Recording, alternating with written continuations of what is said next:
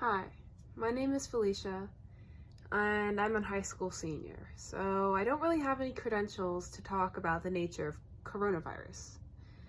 But I hope that doesn't deter you from what I have to say, because what I do know is that in a very short amount of time, this virus has become the most important thing that we are dealing with. It's changing lives of millions of people worldwide. COVID-19 has created a lot of panic and chaos. The main reason for that being because we have such little information about the coronavirus, how to stop it, and how to protect the most fragile among us. We currently don't have a vaccine, and we currently don't have enough knowledge about the virus's tendencies, such as when it will end. It's unfamiliar territory, and that's terrifying to us as humans. As humans, we've grown accustomed to having power, knowledge, and control over what happens. We take comfort in planning and knowing what the future has in store. But in only a few weeks, the coronavirus has robbed us of this comfort, of this security, which is cultivating this mass fear. Now, most people would argue that our limited knowledge about the coronavirus is frightening because we don't have control of many aspects of our lives. The present gets scarier every day because we worry about our older relatives and we're seeing the damage that this virus brings. And our futures are on this indefinite hold. COVID-19 itself is not good, but our reaction to the virus can be good if as a society we rise together and we rise to the occasion. I'm a high school senior, and I've seen countless, and I mean countless, of posts which say we should pray and feel sorry for the seniors who've worked so hard now only to become bystanders to our milestones which are slipping away. And that we're being deprived of our final carefree moments, that we were born during 9/11 and now we're graduating during a pandemic. This is true and it's upsetting, but I do not feel sorry for myself. I do have sympathy for all my fellow seniors out there, and I understand how devastating this may feel, or how others feel who are facing the same losses. But I don't feel sympathy for myself because there are just so many other people out there who've had it way worse than I have. So many other people out there who were struggling with significant problems way before the coronavirus even arrived at the scene, like homelessness or health problems. I feel compassion for those whose situations have only been exacerbated by this virus, which is exactly why I feel that our response to this virus can only lead to a positive outcome for society.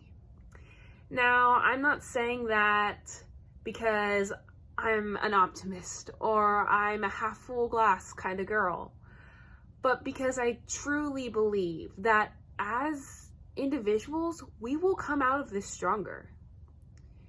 The uncertainty surrounding the coronavirus and what it means for the future is what unifies us all.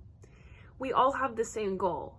We want to stop the spread of the coronavirus and make sure that everyone can be treated who needs it. The incredible ramifications of COVID-19 makes it unique from the other problems in society. At this point, we can't just brush it under the rug or throw fistfuls of money at it and hope the problem goes away. We must come together and act. We are blessed, and I mean truly blessed, to live in such an advanced society and to have such hardworking people such as our healthcare providers, scientists, and government officials working towards finding a solution. We might not all agree with the decisions that are being made, but that's okay. we can still do our part. In a time like now, we need to look beyond our differences and be kind to one another. We have made tremendous strides, but recently, our inclusiveness has faltered. In the past decade, I think social media has given us many perks with instantaneous communication.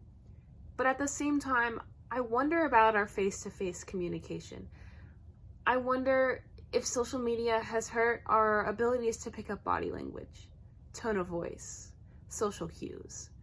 I wonder if my generation has become desensitized to one another, which could be why we see an increase in cyberbullying and internet hate. Looking over debates about international affairs and environmental issues, our world is dividing. But now we're faced with a challenge where there should be no debate. The coronavirus has busted us with this opportunity to make amends towards our differences and unite for our current problems.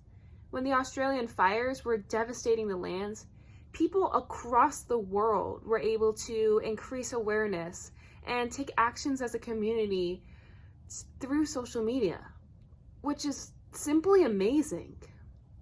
That's what we need to do now. We should not be generating these myths about the coronavirus and igniting fear into one another. We need to be rebuilding and strengthening our communities. As a result of COVID-19, there have been a lot of schools, business, and sporting closures. This practice of social distancing has had a difficult impact on many individuals and many families. Closed schools means that there are kids who no longer have access to breakfast and lunch. And to me, that is truly and utterly heartbreaking. It's not fair. But that's where community comes in. In the past week, I've seen families reaching out to others, offering to help those individuals so that they can provide their kids with food for breakfast and lunch so that they don't go hungry. And I've seen people offer to go buy our higher risk individuals groceries so that they can stay home and be safe. I've seen groups raise money for people who have already lost their jobs and what is now becoming a new social norm. This is exactly the positive effect coronavirus has gifted us with. This is a global crisis. It is an issue that can't be solved with the flip of the switch.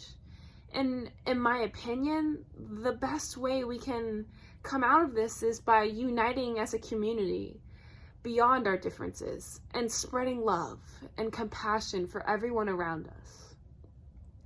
If you did stay the whole time, I want to say thank you, and I hope you will join me in sharing this message and hopefully inspiring others.